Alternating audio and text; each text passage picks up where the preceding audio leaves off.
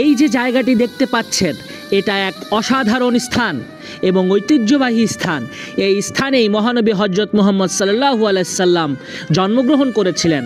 আবু কুবাইস পাহাড়ের পাদদেশে দারুল মাউলিদ, এই স্থানটায় আমাদের নবীজি জন্মগ্রহণ করেন। এটি মক্কার একটা ঐতিহাসিক ও পবিত্র পাহাড়।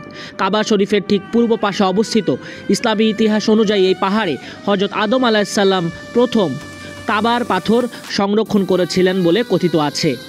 এখান থেকেই রাসূল সাল্লাল্লাহু আলাইহি সাল্লাম চাঁদের 2 টুকরো হবার মৌজেজা দেখান। সাহাবায়ে কেরামরা বিভিন্ন সময় পাহাড়ের কাছ থেকে কাবার দিকে তাকিয়ে ইবাদত করতেন। এ পাহাড়ের পাদদেশেই রয়েছে সেই ঘর যা এখন লাইব্রেরিতে রূপান্তরিত হয়েছে। এই ঘরের নিচে এখনও নবীজি সাল্লাল্লাহু আলাইহি সাল্লামের মূল যেই জন্মস্থান অবকাঠামো, সেটার কিছু অংশ নাকি রয়েছে, তবে মানুষজন এখানে প্রবেশ করতে পারে না।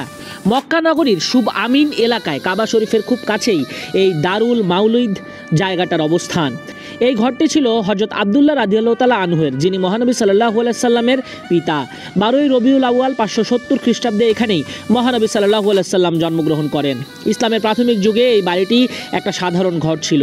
পরবর্তীতে বিভিন্ন শাসকের আমলে এর সংস্কার হয়। বর্তমানে এই স্থানটিকে লাইব্রেরিতে রূপান্তরিত করা হয়েছে। মাকতাবা মক্কা আল মুকাররামা এই লাইব্রেরিটার নাম।